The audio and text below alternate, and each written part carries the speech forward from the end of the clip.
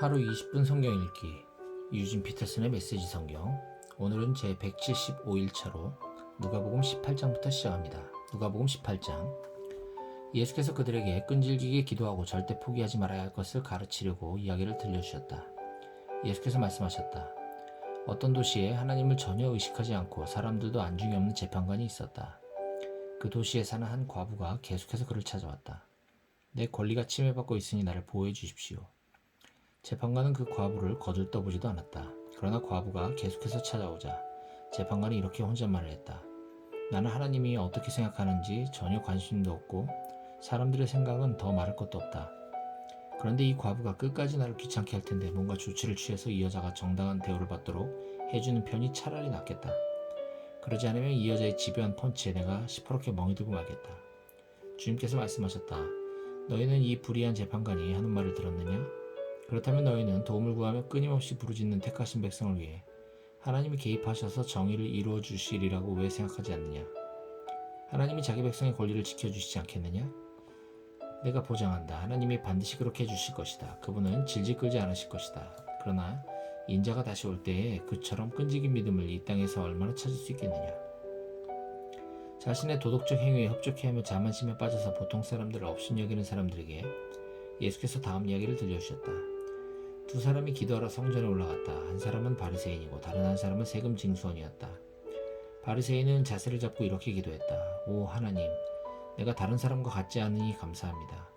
강도나 사기꾼이나 가늠하는 자나 행여 이 세금 징수원과도 같지 않으니 감사합니다. 나는 일주일에 2번 금식하고 모든 수입의 11조를 드립니다. 한편 후미진 곳에 구부정하게 웅크려서 두 손으로 얼굴을 감싸고 있던 세금 징수원은 감히 고개를 들지 못한 채 말했다. 하나님 불쌍히 여겨주십시오. 이 죄인을 용서해 주십시오. 예수께서 설명을 덧붙이셨다. 하나님과 바른 관계가 되어 집으로 돌아간 사람은 다름 아닌 세금 징수원이다. 너희가 고개를 쳐들고 거만하게 다니면 결국 코가 납작해지고 말 것이다. 그러나 너희가 자신의 모습을 있는 그대로 인정하면 너희는 자기 자신보다 큰 존재가 될 것이다. 사람들이 예수께서 만져주시기를 바라며 그분께 아이들을 데려왔다. 제자들이 그것을 보고는 그들을 쫓아냈다. 그러자 예수께서 그들을 다시 부르셨다. 이 아이들을 그냥 두어라. 아이들과 나 사이에 끼어들지 마라. 이 아이들은 천국의 자랑이며 기쁨이다. 명심하여라. 너희가 하나님 나라를 아이처럼 단순하게 받아들이지 않으면 절대로 그 나라에 들어갈 수 없다. 하루는 한 지방 관리가 예수께 물었다. 선하신 선생님, 제가 무엇을 해야 영원한 생명에 들어갈 자격을 얻겠습니까? 예수께서 말씀하셨다. 어째서 나를 선하다고 하느냐? 오직 하나님 한 분 외에는 선하신 분이 없다. 계명에 간음하지 마라, 살인하지 마라, 도둑질하지 마라, 거짓말하지 마라, 내 부모를 공경하라 하지 않았더냐? 그가 말했다. 선생님, 제가 기억하기로는 그 계명들은 제가 다 지켰습니다. 예수께서 그 말을 들으시고 말씀하셨다. 그렇다면 남은 일은 하나뿐이다. 네가 가진 것을 다 팔아서 가난한 사람들에게 거저주어라. 그러면 네가 하늘의 부를 갖게 될 것이다. 그런 다음 와서 나를 따라라. 그것은 그 관리가 전혀 예상치 못한 말이었다. 큰 부자인 그는 몹시 근심했다. 그는 많은 것을 움켜쥐고 있었고 그것을 놓을 마음이 없었다. 예수께서 그의 반응을 보시고 말씀하셨다. 많이 가진 사람이 하나님 나라에 들어가는 것이 얼마나 어려운지 아느냐? 부자가 하나님 나라에 들어가는 것보다 낙타가 바늘귀로 지나가는 것이 더 쉽다. 다른 사람이 물었다. 그러면 어느 누가 가망이 있겠습니까? 예수께서 말씀하셨다. 너희 힘으로 해낼 수 있다고 생각하면 전혀 가망이 없다. 그러나 하나님께서 하실 수 있다고 믿으면 얼마든지 가능한 일이다. 베드로가 이야기의 주도권을 다시 잡으려고 이렇게 말했다. 우리는 가진 것을 다 버리고 주님을 따랐습니다. 그렇지 않습니까? 예수께서 말씀하셨다. 그렇다. 너희는 절대 후회하지 않을 것이다. 집과 배우자와 형제자매와 부모와 자식과 그 무엇을 희생하고서 손해볼 사람은 아무도 없다. 너희 평생에 그 모든 것을 여러 배로 돌려받을 것이다. 영원한 생명도 덤으로 받을 것이다. 그 후에 예수께서 12제자를 따로 한쪽으로 데리고 가셔서 말씀하셨다. 잘 들어라. 우리는 지금 예루살렘으로 올라가는 길이다. 인자에 대해 예언서에 기록된 것이 모두 이루어질 것이다. 사람들이 인자를 로마 사람들에게 넘겨주어 조롱하고 놀리고 침뱉을 것이다. 그리고 인자를 고문한 뒤에 죽일 것이다. 그러나 사흘 후에 인자는 다시 살아날 것이다. 하지만 제자들은 깨닫지 못했고 예수께서 무슨 말을 하시는지 전혀 감을 잡지 못했다. 예수께서 여리고 외곽에 이르셨다. 한 눈먼 사람이 길가에 앉아서 구걸하고 있었다. 그는 무리가 술렁이는 소리를 듣고 무슨 일인지 물었다. 사람들이 그에게 말했다. 나사렛 예수께서 지나가신다. 그러자 그가 갑자기 소리쳤다. 예수여, 다윗의 자손이여 불쌍히 여겨주십시오. 저를 불쌍히 여겨주십시오. 앞서가던 사람들이 그에게 조용하라고 했으나 그는 오히려 더 크게 소리질렀다. 다윗의 자손이여 불쌍히 여겨주십시오. 저를 불쌍히 여겨주십시오. 예수께서 걸음을 멈추시고 그를 데려오라고 말씀하셨다. 그가 가까이 오자 예수께서 물으셨다. 내게 무엇을 원하느냐? 그가 말했다. 주님, 다시 보기 원합니다. 예수께서 말씀하셨다. 다시 보아라. 내 믿음이 너를 구원했고 낫게 했다. 그는 즉시 고침을 받았다. 그가 고개를 들어서 보니 앞이 보였다. 그는 하나님께 영광을 돌리며 예수를 따라갔다. 길가에 있는 사람들도 모두 합류하여 큰 소리로 하나님을 찬양했다. 누가복음 19장. 예수께서 여리고에 들어가 걷고 계셨다. 삭개오라는 사람이 거기에 있었는데 그는 세금 징수원의 우두머리이자 상당한 부자였다. 그는 예수를 보고 싶은 마음이 간절했으나 무리 때문에 시야가 가렸다. 키가 작아서 사람들 너머로 볼 수가 없었다. 그는 예수께서 지나가실 때 보려고 먼저 달려가 뽕나무에 올라갔다. 예수께서 나무 밑에 오셔서 올려다보며 말씀하셨다. 삭개오야, 어서 내려오너라. 오늘은 내가 네 집에서 묵어야겠다. 삭개오는 자신의 행운이 도저히 믿기지 않았다. 그는 나무에서 내려와 기쁜 마음으로 예수를 자기 집에 모셨다. 그 일을 본 사람들이 하나같이 붕괴하며 투덜거렸다. 저분이 무슨 일로 이 사기꾼 같은 사람을 가까이 하는가? 삭개오는 놀라서 그냥 그 자리에 서 있었다. 그가 더듬거리며 사주했다. 주님, 제 수입의 절반을 가난한 사람들에게 거저주겠습니다. 그리고 제가 남을 속인 일이 있으면 그 피해를 4배로 보상하겠습니다. 예수께서 말씀하셨다. 오늘은 이 집에 구원이 임한 날이다. 여기 아브라함의 자손 삭개오가 있다. 인자는 잃어버린 자를 찾아 회복시키려고 왔다. 그들이 말씀에 집중하고 있을 때 예수께서 다음 이야기를 들려주셨다. 그렇게 하신 것은 사람들이 예루살렘 가까이 이르면서 하나님 나라가 금방이라도 나타날 것 같은 기대감으로 고조되어 있었기 때문이다. 왕가의 자손인 사람이 있었는데 그는 자신의 통치권을 위임받기 위해 멀리 본국까지 다녀야 했다. 그는 먼저 종 10명을 한 곳에 불러 모아 각 사람에게 돈을 얼마씩 주면서 내가 돌아올 때까지 이 돈을 잘 운용하여라 하고 지시했다. 그런데 그곳 사람들은 그를 미워했다. 그래서 그들은 그의 통치에 반대하는 탄원서를 작성하여 사절단에게 들려서 보냈다. 우리는 이 사람이 우리를 다스리는 것을 원치 않습니다. 통치권을 위임받고 돌아온 그는 돈을 맡겼던 종 10명을 불러 그들이 돈을 어떻게 운용했는지 알아보았다. 첫 번째 종이 말했다. 주인님의 돈을 2배로 늘렸습니다. 그가 말했다. 착한 종아, 잘했다. 네가 이 작은 일을 믿음직스럽게 해냈으니 내가 너를 10성읍을 다스리는 자로 삼겠다. 두 번째 종이 말했다. 주인님의 돈으로 절반의 수익을 남겼습니다. 그가 말했다. 내가 네게 5성읍을 맡기겠다. 다음 종이 말했다. 주인님, 여기 주인님의 돈을 안전하게 가져왔습니다. 저는 그 돈을 지하실에 숨겨두었습니다. 솔직히 말씀드리면 저는 두려웠습니다. 제가 알기로 주인님은 기준이 높고 적당히 하는 것을 싫어하며 어리석은 짓을 용서하지 않으십니다. 그가 말했다. 내 말대로 나는 어리석은 짓을 용서하지 않는다. 그런데 너는 어리석은 짓을 했구나. 왜 너는 그 돈을 안전한 곳에라도 투자하지 않았느냐? 그랬더라면 조금이라도 이득을 보았을 것이다. 그가 거기 서 있는 사람들에게 말했다. 이자의 돈을 빼앗아 내 돈을 2배로 늘린 종에게 주어라. 그들이 말했다. 하지만 주인님, 그 사람은 이미 2배를 가지고 있습니다. 그가 말했다. 내 말이 그 말이다. 너희가 목숨을 걸면 상상도 못할 만큼 많이 받게 된다. 그러나 안전에 급급하면 빈털터리가 되고 만다. 나의 통치에 반대하는 탄원을 했던 이 원수들을 여기서 끌어내어라. 다시는 여기서 그들의 얼굴을 보고 싶지 않다. 이 말씀을 하시고 나서 예수께서 곧장 예루살렘으로 향하셨다. 올리브산에 있는 벳바게와 베다니에 이르렀을 때 예수께서 2 제자를 보내시며 지시하셨다. 맞은편 마을로 가거라. 들어가서 보면 아직 아무도 타보지 않은 나귀 새끼가 줄에 매여 있을 것이다. 줄을 풀어서 끌고 오너라. 왜 그러시오? 하고 누가 묻거든 이 나귀의 주인님께서 필요로 하십니다 하여라. 2 제자가 가서 보니 예수께서 말씀하신 그대로였다. 그들이 나귀 새끼의 줄을 풀고 있는데 나귀의 주인들이 말했다. 그 나귀 새끼의 줄은 왜 푸는 것이오? 제자들이 말했다. 이 나귀의 주인님께서 필요로 하십니다. 제자들이 나귀 새끼를 예수께로 끌고 와서 그 위에 자기 겉옷을 펴고 그분을 태웠다. 예수께서 나귀에 오르시자 사람들이 길 위에 자기 겉옷을 펼치며 그분을 대대적으로 환영했다.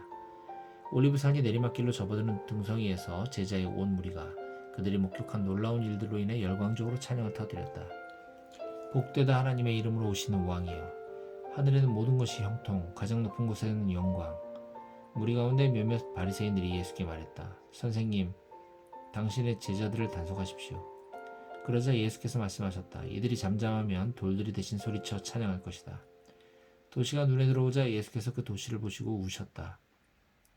네게 유익한 모든 것을 오늘 네가 알았더라면 좋았을 텐데. 그러나 이제 너무 늦었다. 앞으로 내 원수들이 포병대를 몰고 와서 너를 포위하고 사방에서 치고 들어올 것이다. 그들이 너와 내 아이들을 바닥에 메어칠 것이다.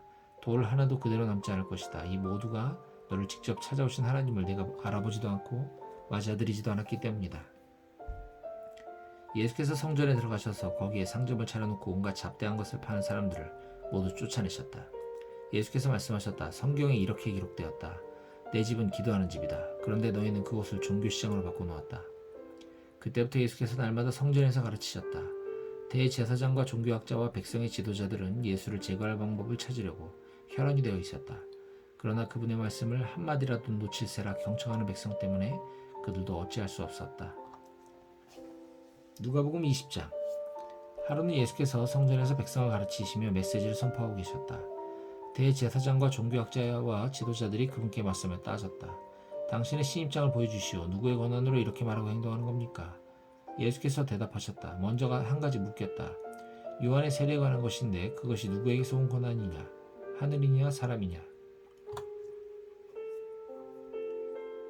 그들은 자기들이 궁지에 몰린 것을 알아차리고는 뒤로 물러나와 모여서 수군거렸다. 하늘이라고 하면 왜 요한을 믿지 않았느냐고 물을 것이고, 사람이라고 하면 요한을 하나님의 예언자로 굳게 믿고 있는 백성이 우리를 갈기갈기 찢어놓을 것이다. 그들은 이번은 예수께 양보하기로 하고 그 자신들을 모른다고 말했다. 예수께서 말씀하셨다. 그렇다면 나도 너희의 물음에 대답하지 않겠다. 예수께서 백성에게 또 다른 이야기를 들려주셨다. 어떤 사람이 포도원을 세우고 그 포도원을 소작농들에게 맡기고 먼 길을 떠났다. 그는 오랜 시간 동안 떠나 있다가 때가 되자 수확하려고 소작농들에게 종을 한 사람 보냈다. 그러나 소작농들은 그 종을 마구 때려 빈손으로 돌려보냈다. 주인이 다시 한번 다른 종을 보내자 소작농들은 그 종도 멍이 들도록 때려 빈손으로 돌려보냈다. 주인이 세 번째로 종을 보내자 소작농들은 그 종을 머리부터 발끝까지 두들겨 패서 길거리에 내다 버렸다. 그러자 포도원 주인이 말했다. 이렇게 해야겠다. 내 사랑하는 아들을 보내자. 저들이 내 아들만큼 존중하겠지. 그러나 아들이 오는 것을 본 소작농들은 재빨리 머리를 맞대고 의논했다. 지금이 기회다. 이자는 상속자다. 그를 죽이고 우리가 재산을 다 차지하자. 그들은 그 아들을 죽여서 울타리 밖으로 내던졌다. 너희 생각에는 포도원 주인이 어떻게 할 것 같으냐? 맞다. 그가 와서 그들을 다 없애버릴 것이다. 그리고 포도원 관리는 다른 사람들에게 맡길 것이다. 듣고 있던 사람들이 말했다. 아닙니다. 그렇게 하면 안 됩니다. 그러나 예수께서는 물러서지 않으셨다. 그렇다면 너희는 이 말씀이 왜 기록되었다고 생각하느냐? 석공들이 내다버린 돌이 이제 모퉁이 돌이 되었다. 누구든지 이 돌 위에 걸려 넘어지는 사람은 그 몸의 뼈가 다 부러질 것이요. 이 돌이 그 사람 위에 떨어지면 그는 완전히 가루가 될 것이다. 종교학자와 대제사장들은 당장 예수를 잡고 싶었으나 여론이 두려웠다. 그들은 그분의 이야기가 자기들을 두고 한 것임을 알았다. 예수를 잡을 기회를 노리던 그들은 정탐꾼들을 보내어 짐짓 정당한 질문을 던지는 사람인 양 행세하게 했다. 그들은 그분을 속여서 율법에 저촉할 만한 발언을 하게 만들 속셈이었다. 그래서 예수께 물었다. 선생님, 우리가 알기로 당신은 솔직하고 정직하게 가르치며 아무에게도 비위를 맞추지 않고 하나님의 도를 정확히 가르치십니다. 그러니 우리한테 말해주십시오. 황제에게 세금을 내는 것이 법에 맞습니까? 맞지 않습니까? 예수께서 그들의 의도를 아시고 이렇게 말씀하셨다. 동전 하나를 내게 보여라. 여기 새겨진 얼굴이 누구 얼굴이냐? 그리고 뭐라고 써있느냐? 황제입니다. 그들이 말했다. 예수께서 말씀하셨다. 그렇다면 황제의 것은 황제에게 주고 하나님의 것은 하나님께 드려라. 아무리 애를 써보아도 그들은 예수께 죄를 뒤집어 쓰일 만한 발언을 유대낼 수 없었다. 그분의 대답은 그들의 허를 찔렀고 그들의 말문을 막아버렸다. 부활의 가능성을 일절 부인하는 유대교 분파인 사두개파 사람 몇이 다가와서 물었다. 선생님, 모세는 기록하기를 남자가 자식 없이 아내를 두고 죽으면 그 동생이 형수와 결혼해서 자식을 낳아줄 의무가 있다고 했습니다. 한 번에 7 형제가 있었습니다. 마지가 결혼했는데 자식 없이 죽었습니다. 둘째가 형수와 결혼했으나 죽었고 셋째도 그랬습니다. 7 형제가 다 차례대로 그렇게 했으나 자식은 없었습니다. 마지막에는 여자도 죽었습니다. 그렇다면 부활 때에 그 여자는 누구의 아내가 됩니까? 7 형제가 다 그 여자와 결혼했습니다. 예수께서 말씀하셨다. 이 땅에서는 결혼이 중대한 관심사지만 저 세상에서는 그렇지 않다. 죽은 사람들의 부활에 참여하는 사람들에게 결혼은 더 이상 관심사가 못 된다. 죽음도 마찬가지다. 너희야 믿지 않겠지만 그들에게는 더 나은 관심사가 있다. 그때는 하나님과 최고의 기쁨과 친밀감을 나눌 것이다. 모세도 불붙은 떨기나무 앞에서 부활에 관해 외치기를 아브라함의 하나님, 이삭의 하나님, 야곱의 하나님이라고 했다. 하나님은 죽은 자의 하나님이 아니라 산 자의 하나님이시다.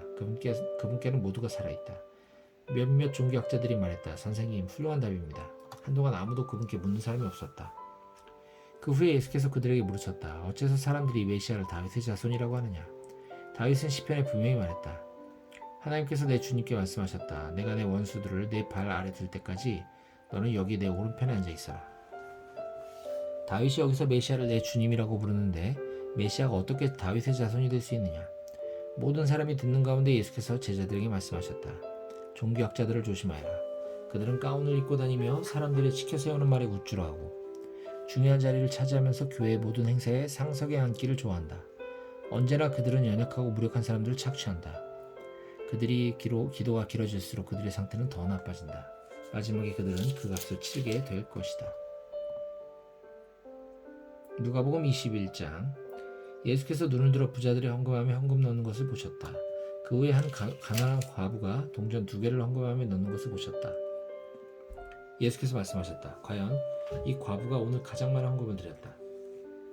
다른 사람들은 아깝지 않을 만큼 헌금했지만 이 여자는 자기 형편보다 넘치도록 드렸다. 자신의 전부를 드린 것이다.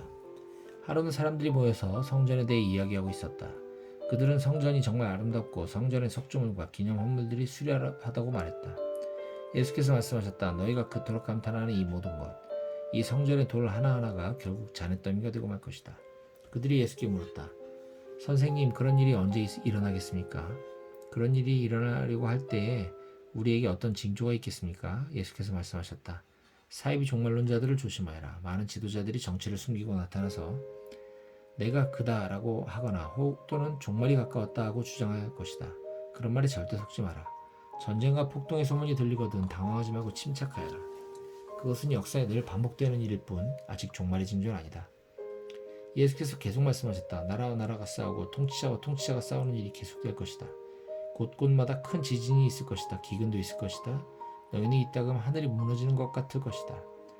그러나 이런 일이 일어나기 전에 사람들이 너희를 체포하고 박해하며 법정과 감옥으로 끌고 갈 것이다. 세상이 살벌해져서 내 이름으로 전한다는 이유로 모두가 너희를 물어뜯을 것이다. 너희는 결국 증인석에 서서 증인을 하도록 요구받을 것이다. 너희는 그 일로 걱정하지 않겠다고 지금 결심하여라. 내가 너희에게 말과 지혜를 줄 것이니 너희를 고소하는 자들 모두가 왔어도 너희 말을 이기지 못할 것이다. 심지어 부모와 형제와 친척과 친구들마저 너희를 넘겨줄 것이다. 너희 가운데 일부는 죽임을 당할 것이다. 나 때문에 너희를 미워할 사람이 누구인지 아무도 모른다. 그렇더라도 너희 몸과 영혼의 사소한 모든 것까지 심지어 너희 머리카락까지도 내가 보살핀다. 너희는 아무것도 잃지 않을 것이다. 그대로 견뎌라. 그것이 너희가 해야 할 일이다. 끝까지 견뎌라. 그러면 너희는 절대 후회하지 않을 것이고 결국 구원을 받을 것이다. 군대가 예루살렘을 둘러 진친 것을 보거든 너희는 예루살렘의 멸망이 가까운 줄 알아라. 그때 너희가 유대에 살고 있거든 산으로 달아나가라. 도시에 있거든 빨리 빠져나가라. 밭에 나가 있거든 겉옷을 가지러 집으로 가지 마라. 그날은 징벌의 날이다. 그날에 대해 기록된 것이 다 이루어질 것이다. 특히 임산부와 젖먹이는 어머니들이 힘들어할 것이다. 끔찍한 고통, 맹렬한 진노다. 사람 목숨이 파리 목숨같이 될 것이다. 사람들이 감옥으로 끌려갈 것이다. 나라들이 그 맡은 일을 끝내기까지 예루살렘은 이방인들의 발에 짓밟힐 것이다. 마치 지옥이 온통 풀려난 것처럼 보일 것이다. 해와 달과 별과 땅과 바다가 요란하여 온 세상 모든 사람이 공포에 질릴 것이다. 파멸의 위험 앞에서 사람들이 숨이 막히고 권력자들이 두려워 떨 것이다. 그때야 사람들이 인자가 성대하게 환영받으며 오는 모습을 보게 될 것이다. 영광스러운 환영일 것이다. 이 모든 일이 벌어지기 시작하거든 일어서거라. 고개를 들고 당당히 서거라. 구원이 가까이 온 것이다. 예수께서 이야기를 들려주셨다. 무화과 나무를 보아라. 다른 나무도 다 마찬가지다. 잎이 나기 시작하면 너희는 한 번만 보아도 여름이 가까이 다가온 줄 안다. 이 일도 마찬가지다. 이런 일이 일어나는 것을 보거든 하나님 나라가 가까이 온 줄 알아라. 이것은 가볍게 여길 일이 아니다. 내가 지금까지 하는 말은 어느 훗날의 세대에게만 주는 말이 아니라 이 세대에게도 주는 말이다. 이 일들은 반드시 이루어진다. 하늘과 땅은 닳아 없어져도 내 말은 닳아 없어지지 않을 것이다. 너희는 조심하여라. 너희의 예민한 기대감과 파티와 음주와 쇼핑 때문에 무뎌지지 않게 하여라. 그렇지 않으면 그날이 불시에 너희를 덮치고 덕과 같이 갑자기 너희를 잡을 것이다. 그날은 모든 곳에서 모든 사람이 동시에 임할 것이다. 그러니 너희는 무엇을 하든 방심하지 마라. 닥쳐올 모든 일을 끝까지 견뎌내고 마침내 인자 앞에서 설 힘과 분별력을 얻도록 끊임없이 기도하여라. 예수께서는 낮이면 성전에서 가르치시고 밤이면 나가서 올리브산에서 지내셨다. 모든 백성이 새벽같이 일어나 성전으로 가서 그분의 말씀을 들었다.